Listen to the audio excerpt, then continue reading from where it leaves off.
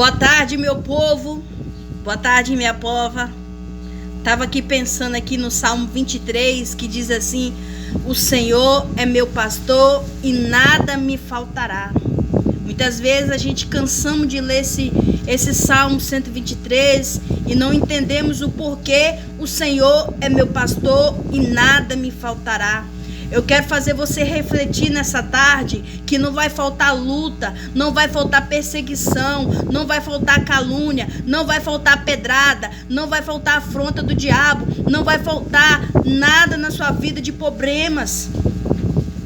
Eu quero fazer você refletir nessa palavra, que o mais importante nessa tarde é o Senhor é meu pastor. Não importa o cenário que você está vivendo hoje, o Senhor é meu pastor. Ele é o meu pastor, é o que importa. Podemos viver qualquer tipo de cenário difícil, tribulado, no meio da tempestade, o barco afundando, a água entrando, mas o Senhor é meu pastor. O que não pode faltar na minha e na tua vida é o pastor, o Senhor dos pastores, o pastor do céu. Ele não pode faltar na sua vida. Muitas vezes a gente olhamos para o pastor da terra, podemos encontrar erros, falhas, mas o pastor, o Senhor, meu pastor, do Salmo 23, quero fazer você refletir. O Senhor é meu pastor.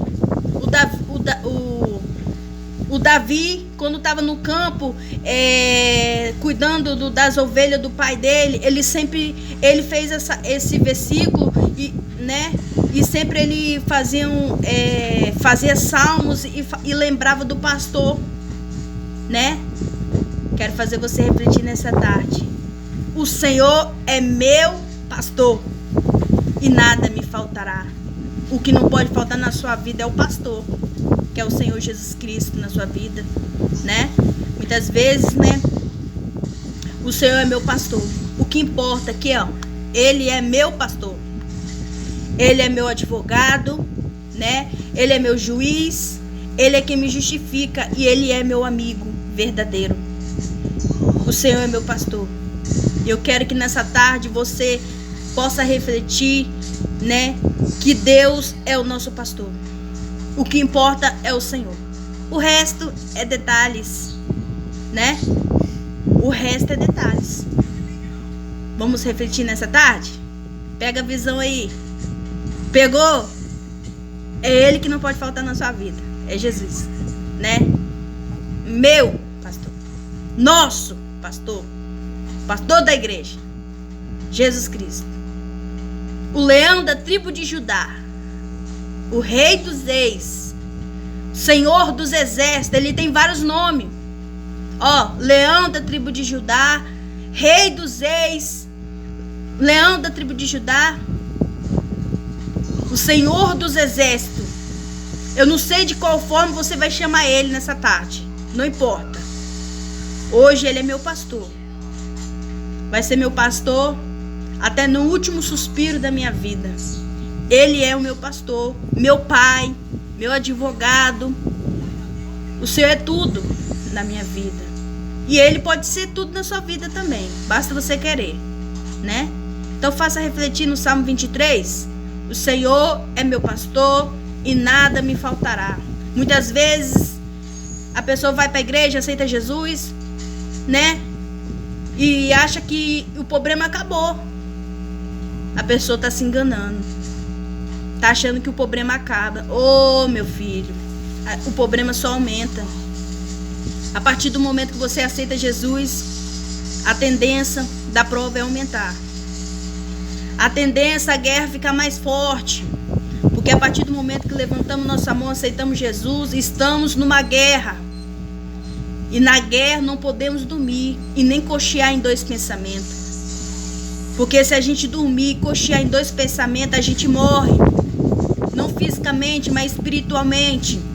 Deus não chamou ninguém morto, Deus chamou as pessoas vivas. E Ele quer adoração vivo, não morto e nem morno, né? Então em meia guerra não sabemos quem é quem, né? Muitas vezes você fala, esse é meu irmão, esse é minha irmã, vai me ajudar. Ó, aí que você se engana.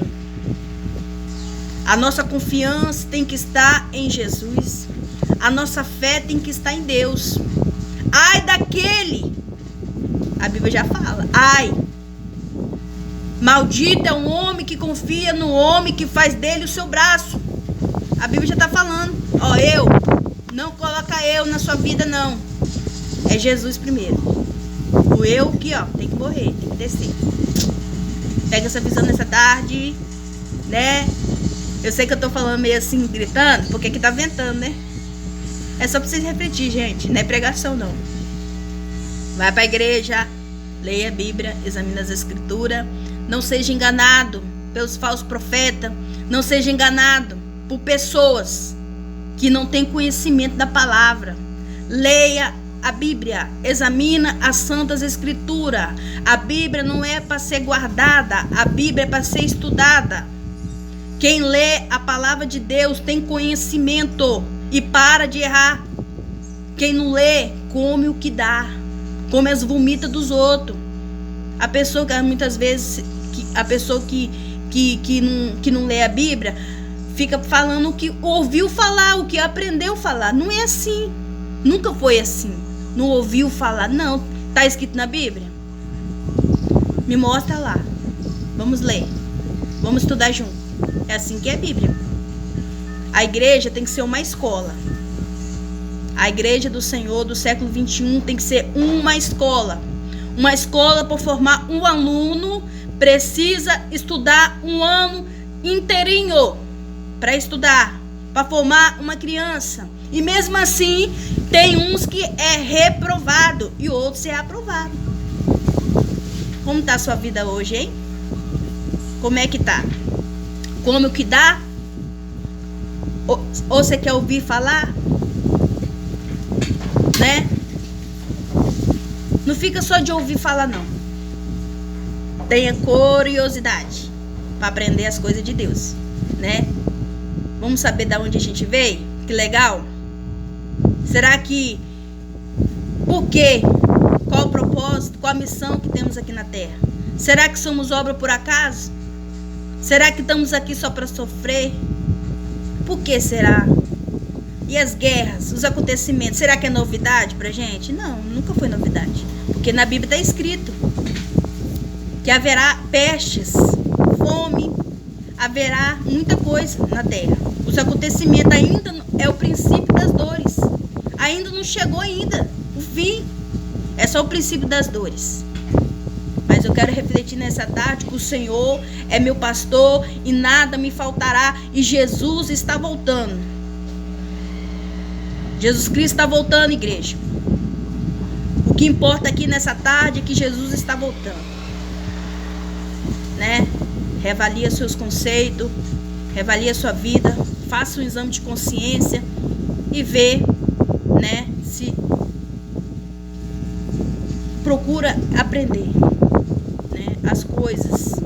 Não fica só ouvir falar, não. Muitos estão só na internet só para ouvir o que tem para falar. Ah, vou na internet, vou no Facebook, vou no Instagram, vou no WhatsApp. E a Bíblia? A Bíblia ainda não saiu fora de moda, não. A Bíblia continua a palavra de Deus, as Santas Escrituras é para ser lida e estudada. As pessoas não querem ler. As pessoas estão querendo comer as coisas mastigadas. Tá igualzinho padre. O padre dá aquilo que o povo come. Vai ver se o povo estuda a Bíblia. Se estudasse a Bíblia, não errava. Pega a visão nessa tarde. Boa tarde. Gente, eu fiz um vídeo rápido, não é pregação não. Eu falo assim mesmo. Deve vocês ter que conhecer um pouco quem é Marilene Domingos. Quem é Marilene, vocês conhecerem minha personagem, né? Quem sou eu, né? Muitas vezes eu tô escrevendo, eu tô vendo uns comentários ali, um comentário ali, eu tô falando sobre o que é as coisas. O que é vida, o que é o sofrimento, o que é guerra diária. Todos nós temos uma guerra a enfrentar, né? Não é fácil vencer uma guerra, né? Não é fácil vencer uma guerra. Não é fácil. Cada pessoa passa por uma guerra, né? Será que depois da guerra você tem palavra de vida para alimentar seu irmão? Será? Ou só tem palavra para amaldiçoar? É isso que eu deparo com muitas pessoas. Depois de uma guerra, eles querem amaldiçoar a gente ainda. Infelizmente, não é assim. A gente tem que ser a menina de Cristo, né? Como Naamã, né? Você lembra do Naamã? Quando ele tava com a lepra? Então, a menina de Naamã. A menina, oxalá se ele conhecesse que tem profeta. E aí ele assim ele fez. E foi curada, né? No auge do sofrimento, né? Não fica perguntando a Deus o porquê. Ah, por que tô assim? Por que tô assado? Ah, que fizeram comigo. E daí? Que fizeram com você? E daí? Todo sofrimento leva o propósito que Deus quer. É isso que você tem que entender. Sofrimento é propósito. Propósito é sofrimento. Lá na frente nós cantamos o hino da vitória. Primeiro passa o processo, glorificando, exaltando o nome de Deus. A gente tem que aprender a adorar a Deus. Que é fácil a gente adorar a Deus quando vai tudo bem, quando tem comida para comer, quando as pessoas torcem pro nosso lado. E aí? E se as pessoas não torcerem por nosso lado? E se as pessoas não quiserem mais? E aí? Será que Deus mudou? Não, Deus não mudou não. É a gente que muda. Dependendo do auge da guerra, nós mudamos o nosso pensamento, porque é normal. A gente muda, mas não podemos mudar. A fé tá dentro aqui, ó. Tá dentro da gente. O que nós aprendemos fica aqui, ó. Vai ficar pro resto da vida. O cenário que tá à nossa volta não pode nos refletir, fazer a gente ficar ruim, ficar coração duro, né? É assim que acontece. Depois da guerra, a gente muda. Infelizmente. A gente fica ruim, a gente fica áspero, a gente fica assim, ó, cheio, né? O que a gente aprende na palavra de Deus? Quando o nosso copo está cheio, a gente tem que fazer o quê? Entra para dentro do seu quarto e vai orar em secreto. Você tem que orar. O segredo é orar. Se você não orar, não tem como vencer nenhuma guerra. A oração, o princípio de vencer a guerra, tem que orar. A Bíblia exorta a gente a orar, buscar Deus, confiar. Aqueles que confiam, aqueles que esperam no Senhor, renovarão suas forças. Você precisa esperar no Senhor. Esperar é estar de joelho, orando. Se não tiver palavras para orar, permaneça de joelho, que Deus está vendo, né? Ah, quantas pessoas estão passando por provações. Ah, quantas pessoas estão na luta, na guerra e não está entendendo, porque está com o coração duro. Coração duro não agrada a Deus. O que agrada a Deus é um coração quebrantado. Se quebranta hoje, é o que agrada a Deus. Se você ficar com o coração duro, não adianta, Deus não vai te ouvir. Infelizmente é assim. Abre o seu coração, deixa ele entrar, deixa ele fazer morada, deixa ele fazer o que ele quiser fazer. Somos vaso, é ele que faz, né? Simplesmente, né? Precisamos entender que Deus é acima de todas as coisas. O problema não é maior do que Deus. A circunstância não é maior do que Deus. Deus é acima de tudo. Deus é acima de tudo. Se você não está conseguindo enxergar que Deus é grande, sai da tua casa. Olha para o monte. Já viu o tamanho do monte? É maior do que a sua casa. É maior do que a sua mente. Ô, glória! Eita, glória! Sai da sua casa, rapaz. Sai da sua casa, mulher. Vem pra fora. Sai da rotina. Olha pro céu. O céu é o seu limite. Tenha fé. Você vai vencer todas as lutas, né? Todas as dificuldades. Se por acaso você perder alguma guerra, se por acaso você perder o controle, não tem problema perder controle, porque somos ser humano, nós erramos, nós falhamos, não tem problema. O problema é você se conformar com o problema, aí sim, aí o negócio estreito pro seu lado. Não se conforme com o problema, né? Todo cenário difícil, ele traz lição para nós. Ele traz experiência. A prova muitas vezes traz experiência. Deserto traz intimidade, né? Quantas pessoas, né, passam por um momento difícil, né, no auge da dor, acho que Deus abandonou. Deus nunca abandonou a pessoa. Nunca, nunca, nunca, gente. Deus nunca abandonou a gente. É a gente que abandonamos a oração. É a gente que abandonamos o sacrifício. É a gente que abandonamos de ler a Bíblia. É a gente que vira um crente relaxado dentro da casa do Senhor. Porque o Senhor jamais nos abandona. Ele está ali em todo momento, a todo instante. Ele só está esperando você clamar. Ele só está esperando você orar. Ele está pronto para te ajudar. Olha aquela criança. Percebe a atitude de uma criança? Quem tem filho aí sabe da situação. Enquanto o nosso filho está ali brincando. Isso aí eu aprendi na pregação Marco Feliciano. A criança está brincando ali, a gente não está nem aí. A gente sabe que a criança está brincando. Mas se a criança dá um grito, a gente parece que dá aquela voadora. A gente vai socorrer a nossa criança. Se a criança dá um grito de desespero, a mãe larga tudo que tem para fazer, vai atender a criança. É assim o nosso Deus. Quando a gente dá o grito, o clamor, a oração, Ele está pronto para nos atender. Ele está pronto para nos ajudar. E está pronto para trazer reforço do céu. Né? Reforço para nos ajudar. Porque sozinho a gente não consegue. Uma andorinha não faz verão, ela precisa se agrupar. Né? Buscar Deus. Eu estou falando isso, gente, né? Para vocês voltar, ativar a fé que há em você.